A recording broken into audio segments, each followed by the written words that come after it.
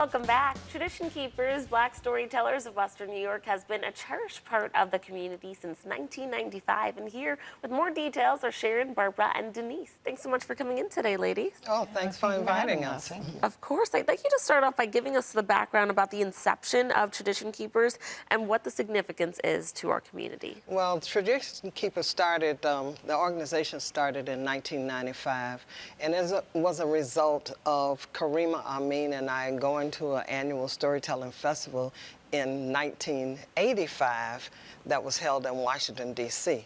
Wow. So we were inspired by all the stories and the workshops that we attended.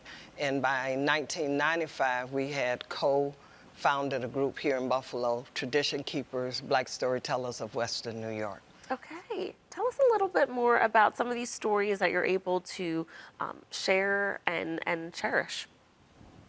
Well, we tell all kinds of stories. I don't want to monopolize, let the girls in, but we tell family stories, we tell children's stories, folk tales, personal stories.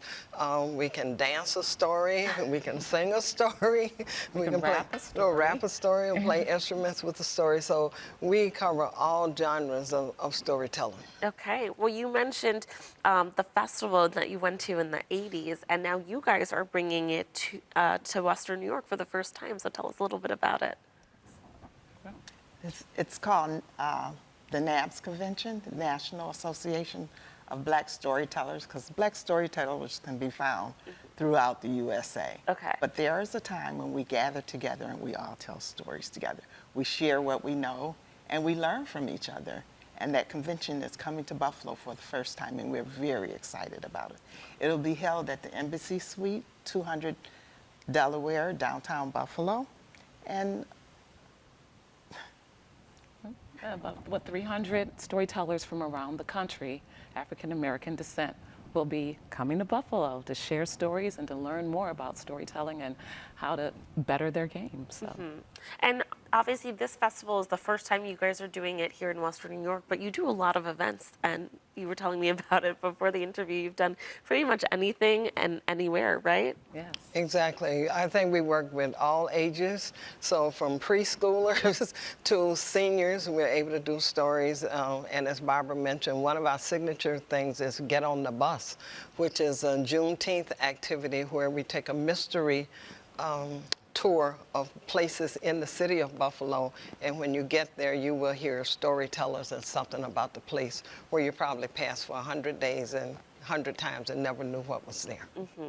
I think it's important now, especially, we saw kind of a learning gap with kids, especially because of the pandemic. The storytelling is so important because it keeps people creative, it keeps traditions alive, and it keeps people talking, right? It keeps people connected. Tell us a little bit more about some of the experiences that you've had, especially with, working with kids. Well, we are mentoring a group of youths and the Storytellers of Tomorrow, and in fact, next week they will be performing for their very first time in front of a large audience. It's going to be great. They are coming along very well. Some have written their own stories, some are learning stories that they just found, and they are making such progress. We are so proud of them, and they seem to have that joy, and we want that tradition to be spread around and passed down. So is the idea to really take these kind of ancestral stories of, how we came to be, how our ancestors started, what they went through, but continuing to keep those traditions alive, but also having your own ideas and way of shaping the story? Of course. So we want to carry the traditions of the stories that have gone in the past, but we also want to encourage the new stories. We want our youth to know something about the past, but we also want them to be creative and to think about their future and the kind of stories that interest them and that they would be able to tell as well. Okay, one more time, tell us when and where the NABS Festival is happening. it's at 300. It's at the Embassy Suite, 300 Delaware Avenue in downtown Buffalo. Maybe 200? 200? Yeah, 200 Delaware. And what day? It will start, officially, the festival will start on Thursday, October the 23rd, and will end on Sunday, the 27th. But we have 2 events that's going to take place in the community that's free to the public. One of those will be Sunday evening, 6 o'clock at the Meriwether Library. You can hear storytellers from around the country. And the other will be Wednesday, October 23rd, 6 p.m. at the Central Library downtown, where you will hear local community cultural activists welcoming that group that's coming from around the country. Alrighty. Well, ladies, thank you so much for coming in and sharing more about your organization. Viewers, if you would like to learn more about the Tradition Keepers and the National Black Storytelling Festival and Conference, head over to their website right there on your screen. Thanks again for coming in, ladies. Oh, Thank you for having us.